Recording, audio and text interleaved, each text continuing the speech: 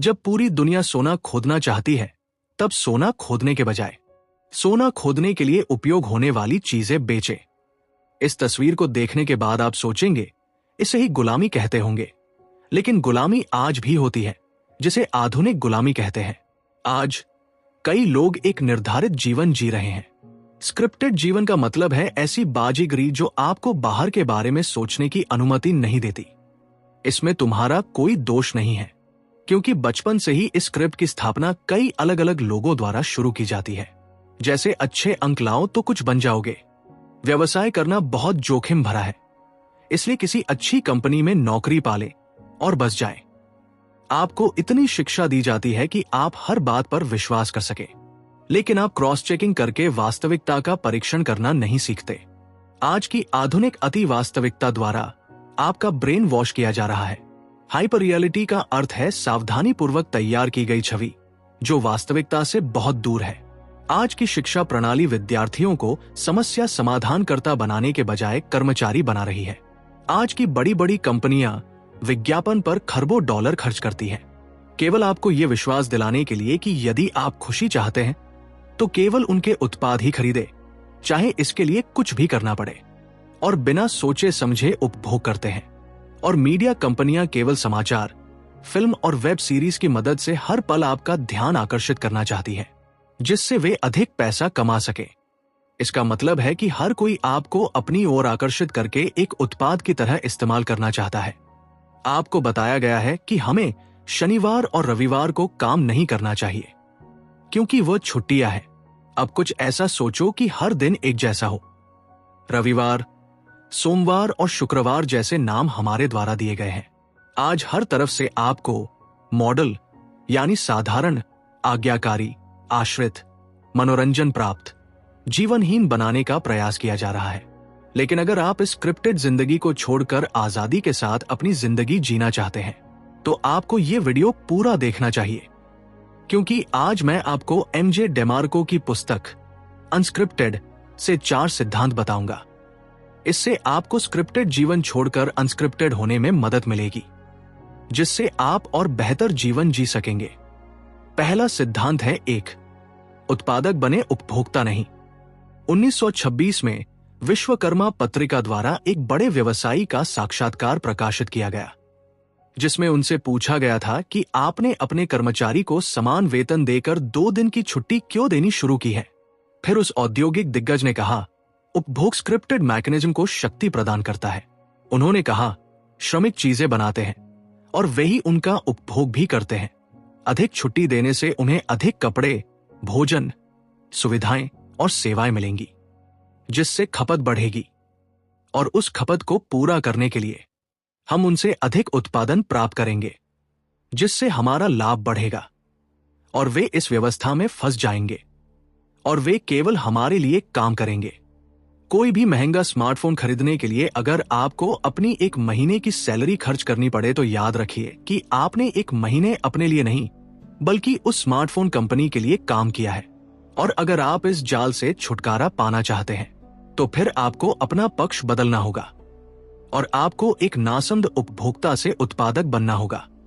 जैसे दिन भर विज्ञापन देखकर दूसरों के उत्पाद खरीदते हैं, वैसे ही स्वयं भी कुछ उत्पाद बनाइए। आपने जो चीजें खरीदी हैं उनका अध्ययन करें, उनकी पैकेजिंग देखें, सभी चीजों पर ध्यान दें कि कंपनी ने उन चीजों को कैसे प्रस्तुत किया, और अपने उपभोक्ता का चश्मा उतारकर दुनिया को एक उत्पादक की तरह देखें। यदि आप कम उपभोग करेंगे तो आपके पास उत्पादन के लिए अधिक समय होगा। ये एक बहुत अच्छी कहानी है। सोने की होड़ में सोना मत खोदो, फावड़े बेचो। मतलब जब पूरी दुनिया सोना खोदना चाहती है, तब सोना खोदने की बजाय सोना खोदने के लिए उपयोग होने वाली चीजें बेचे। कई लोग शिकायत करते हैं कि खिलाड़ी डॉक्टरों से अधिक पैसा कमाते हैं, तब वे स्नेह के नियम से अवगत नहीं होते। स्नेह का नियम यह है कि आप जितने अधिक लोगों को सकारात्मक तरीके से प्रभावित करेंगे, उतना अधिक धन अर्जित करेंगे। और यही कारण है कि खिलाड़ी डॉक्टरों से अधिक कमाते हैं, क्योंकि हजारों लोग हजारों रुपए की टिकट खरीदकर खिलाड़ियों के मैच देखने जाते हैं। इनके मेल से टीवी पर विज्ञापन बढ़ जाते हैं और लाखों लोग उनके सुझाए उत्पाद खरीदते हैं। इसका मतलब यह है कि खिलाड़ी अर्थव्यवस्था के लिए पैसा बनाने वाली मशीन के रूप में काम करते हैं। इससे लाखों लोग प्रभावित होते हैं और इससे वे लाखों डॉलर भी कमाते हैं। स्नेह का नियम कहता है कि आप 2 तरीकों से 1 M कमा सकते हैं। एक है बहुत से लोगों को प्रभावित करना, जिसे स्केल कहा जाता है, और दूसरा है लोगों को बहुत प्रभावित करना, जिसे परिमाण कहा जाता है। पैमाने का मतलब है 1 लाख लोगों को $10 का उत्पाद बेचना, और परिमाण का अर्थ है केवल 10 लोगों को $1 लाख का उत्पाद बेचना। इस परिमाण तकनीक का उपयोग लुई वुइटन, ज़ारा, अरमानी और कई अन्य ब्रांडों द्वारा किया जाता है। अगर आप भी कोई बिजनेस शुरू करना चाहते हैं तो फिर ब्लॉकबस्टर विचारों को बदलने के बजाय लोगों की भाषा पर ध्यान दें। लेखक का कहना है कि वास्तव में लोगों के साथ ही उद्यमियों के लिए अवसरों के कोडवर्ड होते हैं। जैसे अमेरिका में लोग टैक्सी के समय और किराए से परेशान थे, फिर ट्रैविस ने उन अवसरों के कोडवर्ड सुने और उबर को लॉन्च किया। जब लोग कहते हैं अगर ऐसा होता तो अच्छा होता, या मुझे ये काम पसंद नहीं है, फिर आप उस बात को ध्यान से सुने। आप देखिए, वकील, वैज्ञानिक या कोई विशेषज्ञ, सभी व्यवसाय ऐसे होते हैं जब कोई कार्य किसी के लिए कठिन होता है लेकिन कुछ अन्य के लिए आसान होता है। मैंने लोगों को ये शिकायत करते हुए भी सुना है कि उन्हें किताबों से नई चीजें सीखना तो अच्छा लगता है, लेकिन या तो उनके पास समय नहीं होता या फिर वे पूरी एकाग्रता के साथ लंबे समय तक पढ़ नहीं पाते। और यही काम मेरे लिए भी आसान है, इसलिए मैंने पुस्तक का सारांश तैयार करना शुरू कर दिया। अब उत्पादन के दौरान आपको जो समस्याएं आएंगी उनका समाधान दूसरा सिद्धांत है। घटनाओं के पीछे मत भागो, प्रक्रिया का अनुसरण करो। शीर्ष कलाकार जिन्हें आप मंच पर या स्क्रीन पर देखते हैं, ये पर्दे के पीछे कई घंटों तक किए गए जानबूझकर अभ्यास का अंतिम परिणाम है। पटकथा आधारित जीवन जीने वाले लोग सोचते हैं कि अभिनेता अचानक ही ब्लॉकबस्टर फिल्में बना लेते हैं। उनका मानना है कि कुछ युवा मोबाइल ऐप बनाकर करोड़ों डॉलर की कंपनी बना देते हैं। हकीकत में ऐसा नहीं होता। हर घटना के पीछे एक बहुत लंबी प्रक्रिया छिपी होती है। ये बात बहुत से लोग नहीं देख पाते। ये बात मैं आपको एक वास्तविक जीवन का उदाहरण देकर बता रहा हूं। जब आप कुछ किराने का सामान खरीदने के लिए मॉल जाते हैं तो दूसरों की गाड़ियों में रखी चीजों पर गौर करें। लगभग 90% मामलों में आप पाएंगे कि वे बिल्कुल वैसी ही हैं। जैसे किसी के ठेले में अगर आपको वेफर्स, ड्रिंक्स, कुकीज या फास्ट फूड दिखाई दे तो उसका शरीर भी कुछ वैसा ही होगा, क्योंकि जो चीजें उन्होंने खरीदी हैं वे हफ्तों तक चलती रहेंगी। इसका मतलब है कि वे किराने की दुकानों से प्रक्रियाओं की एक श्रृंखला लाते हैं और उस प्रक्रिया का अंतिम परिणाम उनके मोटे शरीर के रूप में दिखता है। रसोई में अस्वास्थ्यकर भोजन को नजरअंदाज करने की अपेक्षा किराने की दुकान में उसे नजरअंदाज करना बेहतर है। इसलिए यदि आप फिट रहना चाहते हैं तो ये मत सोचिए कि आप एक दिन अचानक फिट हो जाएंगे, लेकिन अपने द्वारा लिए गए छोटे से निर्णय को बदलिए, क्योंकि परिणाम केवल निर्णय से नहीं बनता बल्कि ये मेरी छोटी छोटी प्रक्रियाओं से बनता है। आपने ऐसे लोगों को देखा होगा, बिजनेस आइडिया मिलने के बाद वे सबसे पहले लोगो और बिजनेस कार्ड बनाते हैं जिसमें लिखा है XYZ कंपनी के संस्थापक और CEO। उस समय वे एक ऐसी कंपनी के CEO होते हैं जिसके पास न तो कोई उत्पाद होता है, न ही कोई ग्राहक और न ही कोई मुनाफा होता है। लेखक इस दृष्टिकोण को एक्शन फेकिंग कहते हैं, अर्थात वह कार्य जिससे आपके परिणाम पर कोई प्रभाव नहीं पड़ेगा लेकिन आप सोचेंगे आप कार्रवाई कर रहे हैं। उदाहरण के लिए, जिम में शामिल होने से पहले नाइकी जूते खरीदना एक्शन फेकिंग, लेकिन अपने पास उपलब्ध चीजों का उपयोग करके नियमित रूप से जिम जाना एक्शन टेकिंग। एक्शन फेकर के कारण हर साल जनवरी में नए लोग जिम में शामिल होते हैं और मार्च तक गायब हो जाएंगे। इसलिए आपको कार्रवाई करने वाला बनना है, न कि कार्रवाई करने वाला, क्योंकि किसी विचार का स्वामी वह नहीं होता जो सबसे पहले उसकी कल्पना करता है, लेकिन जो पहले उस विचार को क्रियान्वित करता है।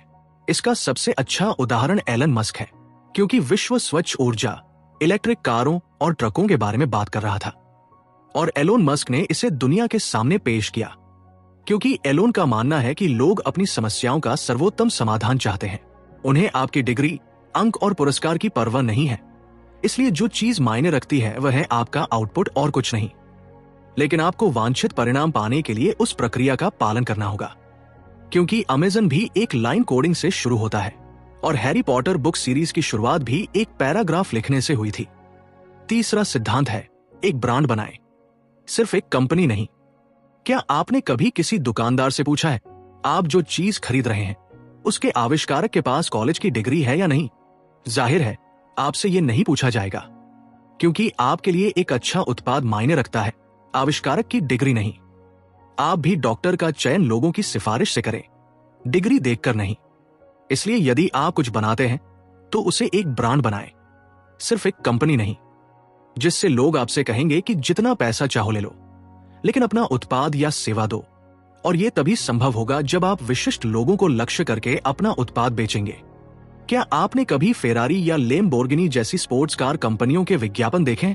आप कभी नहीं देख पाएंगे, क्योंकि वे टीवी पर विज्ञापन नहीं चलाते, क्योंकि वे जानते हैं जो लोग टीवी देखते हैं उनके पास इतना पैसा नहीं है कि वे अपनी कार खरीद सके।